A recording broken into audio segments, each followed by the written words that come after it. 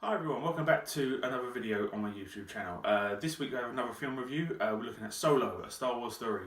The 11th film in the Star Wars sort of movie franchise, if you include the Clone Wars film. This one looks at the kind of origin tales of sort of Han Solo, where he became to be, how he became the character that we see eventually in A New Hope. The movie overall I enjoyed. I wouldn't say I loved it. It has some problems which I'll get into in just a second.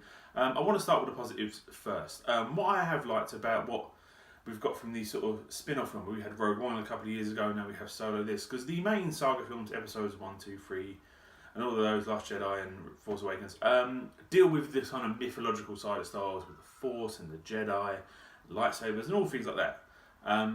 These sort of, what we had with Rogue One, what we got with this, are kind of like different genres within the Star Wars universe, whereas Rogue One was a war movie. This one's very much sort of like a heist western sort of film, which gives you kind of different take and different sort of feel to Star Wars. Overall, the cast in this is really good. Alden Ehrenreich, who plays Han Solo, there's a lot of pressure on him. Obviously, Harrison Ford playing that legendary role of Han Solo. Would he live up to it? To me, he does. To me, he embodies what Han Solo is. He's not doing an impression of what Harrison Ford was doing. He's very much kind of taking the character on his own sort of trail, but you can still see the origins of. You can see he's not the polished, finished article. Obviously, he's not the Solo that we eventually know in A New Hope. He's a little different. He's a little bit more sort of unsure, but still kind of over cocky. And I like that. I think that you can see the growth which is going to become the Solo that we see in A New Hope. Donald Glover nails it as Lando Calrissian, as you would expect him to do. You can see it in the trailers how well he already plays it off, just those little kind of quips and beats and stuff. He nails the voice, he nails the look, he nails the characteristics of Lando, and he knocks it out of the park. There's been talk of a sort of film for him on his own, which I would very much like to see. Chewie is amazing. He's probably kind of the real sort of heart and soul of the film. You can't get really a lot wrong with terms of the characteristics because it's a tall guy in a suit, but Chewie is Chewie. He's really good, and he kind of steals a lot of the film in terms of the sort of heart and the emotional beats of the film. One of the new characters that really surprised me was Emily Clark's Kira character, which is kind of plays the main sort of female portion of the film, and she's really good. Her chemistry with Alden Ehrenreich, who plays Solo, was really good. I've really bought their sort of backwards and forwards and their dialogue together, and their sort of chemistry was really well done. And I think that kind of one of the central parts of the film which I've really enjoyed.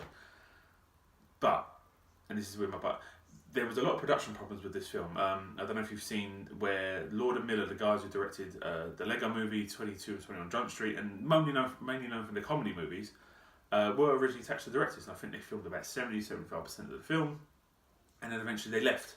Kathleen Kennedy and those two guys kind of hit a sort of a disagreement. I know Lawrence Kasdan, the guy who wrote the film, wasn't liking what they were producing. I think there was a lot of improv comedy which wasn't working, so those left, and we brought on Ron Howard, who is his Academy Award-winning director, and you can kind of see where the films was kind of close. I think Ron Howard's originally only supposed to direct about the last sort of few action beats and maybe a few kind of dialogue scenes here and there, but from what we've read, he kind of directed almost the entire film again, and you can kind of tell where a lot of this was a very much sort of rushed production to get this out on its original release date.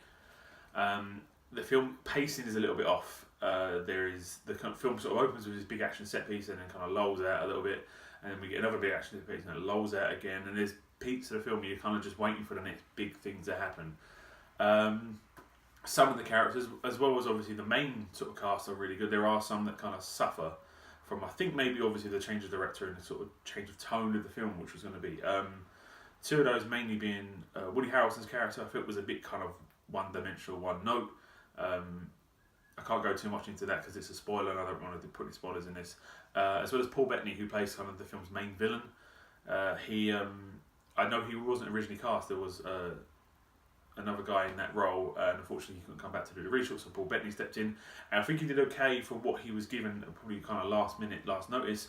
But again, the character's very shallow. It's very sort of one note. It doesn't really kind of he's not that much of an antagonist. He's a bit like, oh, okay, he's there, he's the bad guy, but it doesn't really stand out at all. I think overall my thoughts of the film is, as much as I enjoyed it and I think it is a good film, I think from a Star Wars point of view, the film is kind of very much sort of surface level. Like, it doesn't really give me a lot of kind of Star Wars lore and in depth. Like, when I next watch A New Hope, am I going to look at Han Solo differently for seeing this film? Not really, no. There's nothing in this film that really kind of grabbed me that made me think, oh no, I know so much more about it, and when I watch it now I'm going to see the character in a different light.